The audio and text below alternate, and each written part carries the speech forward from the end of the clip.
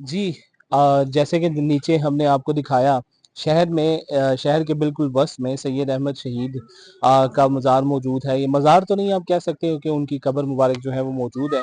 और अब हम इस वक़्त मौजूद हैं शाह इस्माइल शहीद के मज़ार पर। और ये दरअसल जो सैयद अहमद शहीद थे, ये उनके आप कह सकते हैं कि मुरीदैन में शामिल थे, या उनके स्टूडेंट थे, या उनके तालिब इल्म थे। और इन्होंने भी जो सैयद अहमद शहीद के साथ जो है वो बालाकोट में जिहाद किया। और तकरीबन 5 साल और 5 माह तक आप जो हैं वो उनके साथ मिलकर लड़ते रहे।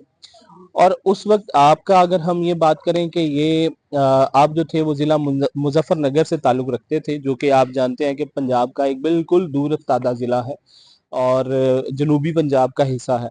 तो वहाँ से फिर आप जो हसूल दीन के लिए आप दारुल उलूम देवबंद गए, और वहाँ से फिर जब आपकी फरागत हुई तो उस वक्त आपको ये हुक्म मिला आपके उस्ताद की तरफ से कि राह जिहाद जो है वो इख्तियार की जाए। तो ऑलमोस्ट 5 साल और 5 माह लड़ने के बाद आपने इस दूर अफ्तादा जिला या दूर अफ्तादा इलाका बालाकोट में जामे शहादत नोश किया। आप मेरे पीछे देख सकते हैं कि उनकी मरकत मुबारक मौजूद है। और ये इस वक्त के आप यूं कह सकते हैं कि हमारे जो फ्रीडम फाइटर्स थे उनके फोर फादर्स में इनका शुमार होता है। आज़ादी की कीमत आप जानते हैं बहुत बड़ी होती है, इसमें बहुत सारी जानों का नजराना पेश करना पड़ता है। और बहुत सारे गोहरे नायाब जो हैं वो कौमों को पेश करने पड़ते हैं आज़ादी को हासिल करने के लिए।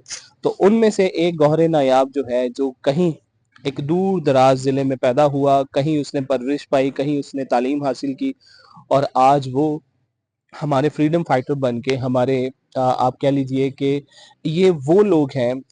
अगर मैं थोड़ा-सा हिस्ट्री में जाऊँ तो आप जानते हैं कि अ, उस वक़्त मुसलमानों के 2 फैक्शंस थे, या 2 फ्रैक्शंस थे, जो ये चाहते थे कि एक तो चाहते थे कि हम जिहाद का रास्ता अपनाएँ और आज़ादी हासिल करें, अपने लिए एक अलहदा वतन हासिल कर लें। और दूसरे वो थे जो ये जानते थे कि अंग्रेज़ सरकार अपनी जड़ें बहुत मज़बूत कर चुकी है, सिखों ने अपनी जड़ें बहुत मज़बूत कर ली हैं, हिंदू जो हैं वो मुआशियात पर छा चुके हैं।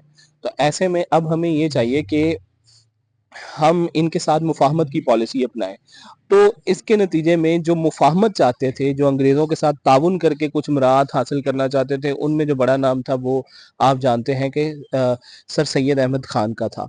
और दूसरे वो तबका जो ये चाहता था कि नहीं, हम जिहाद करेंगे, और जिहाद फ़ी सबिलिल्लाह करते हुए हम अपनी ज़मीन या अपने वतन को वागुज़ार करवाएँगे इन साम्राज्य कुव्वतों से।